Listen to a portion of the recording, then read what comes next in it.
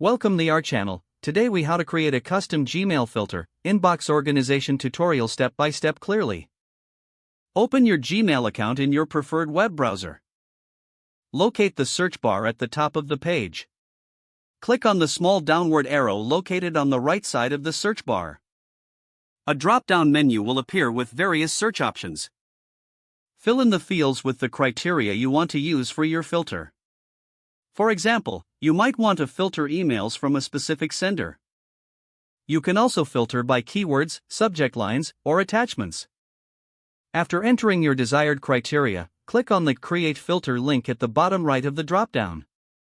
A new window will pop up with several actions you can apply to filtered emails. Choose the actions that you want to apply, such as skip the inbox, mark as read, or apply the label. If you want to create a new label, click on the Choose Label drop-down and select New Label. Name your new label and click Create. Once you've selected your actions, click the Create Filter button.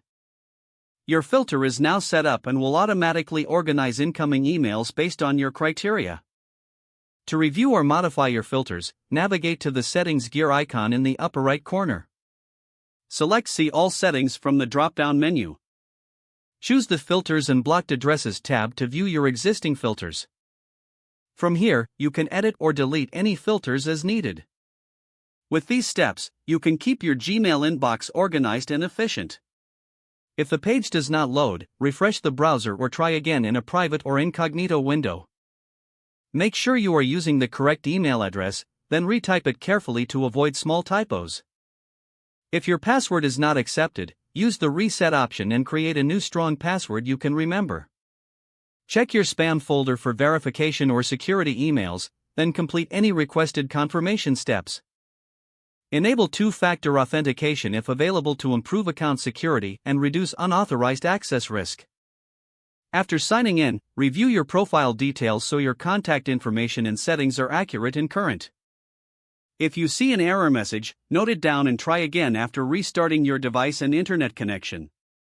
Log out when you finish, especially on shared devices, to keep your account and payment information secure. If the page does not load, refresh the browser or try again in a private or incognito window. Make sure you are using the correct email address, then retype it carefully to avoid small typos. If your password is not accepted, use the Reset option and create a new strong password you can remember. Check your spam folder for verification or security emails, then complete any requested confirmation steps. Don't forget to like this video and subscribe to our channel for more step-by-step tech guides.